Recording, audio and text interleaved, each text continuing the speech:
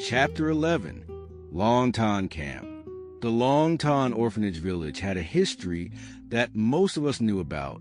From 1968 to 1971, a VC operative named Tu Su, disguised as a Buddhist monk, founded and operated what was called the Orphanage Village. He used orphans to solicit funds to the VC, together with his accomplices. He stored weapons to resist anyone attempting to infiltrate the village. During this period, the South Vietnamese government faced significant challenges in dealing with the situation. Attacking the village would mean attacking children. However, doing nothing allowed the situation to grow increasingly dangerous for the government. I once visited the orphanage village in the capacity of a reporter for the newspaper, the Saigon Post. Bald, barefooted children were forced to work in the fields under the scorching sun, and they were only allowed to eat vegetarian meals for lunch as mandated by the Buddhist monks. Accompanying us was a group of individuals from the so-called Third Force. I was infuriated to see children standing under the hot sun to welcome those who called themselves leaders of the so-called Third Force. They used orphans to collect money from various sources, especially from American charitable organizations, and the children also served as their human shields. Later, the Saigon government had to deploy military and police forces to attack and seize a village, rescuing the children.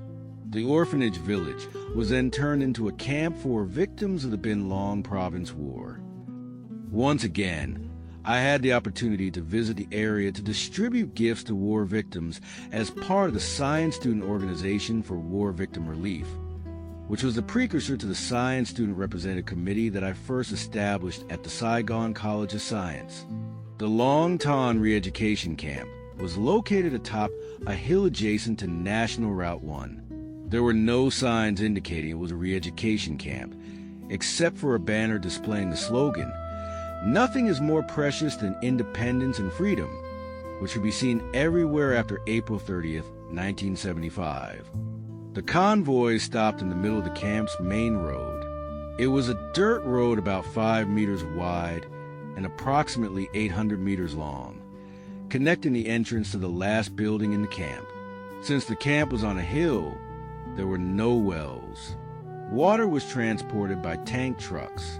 When we arrived, we saw many people holding containers, lining up behind the water truck. They waved at us, seemingly welcoming the new arrivals. On either side of the main road were 10 single-story houses, 5 on each side. One house stood at the end of the road, and another was located near the camp's gate. Each house was divided into 2 detention rooms, each housing about 100 detainees divided into 2 teams. Each room had 4 door frames and 8 window frames without shutters. The detainees were divided into 4 groups. Group 1 consisted of those who had worked for the South Vietnamese government, from department heads to the president.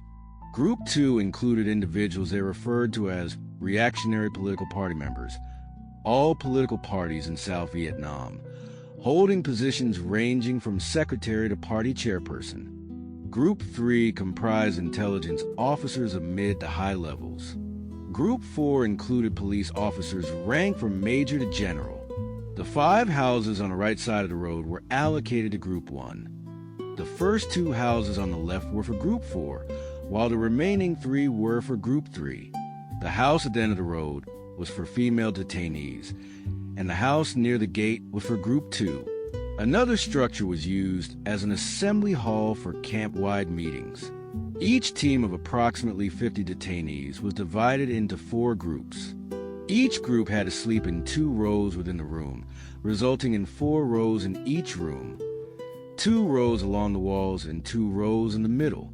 Those near the walls faced the wall, while those in the middle rows lay head-to-head. The space between the middle and wall rows served as a pathway. The 2 small rooms at either end of each house, formerly dining rooms for orphans, were repurposed as meeting rooms for cadres and team leaders or storage rooms for labor tools. Initially, the camp had no fences to separate zones or groups. In early 1976, they began building cement brick walls to enclose the camp and partition every 2 houses, as well as separate the main road from each zone and create a distinct area for female detainees. At the same time, wells were drilled and water was pumped directly to each zone instead of being supplied by tank trucks. The Long Ton camp gradually became more fortified.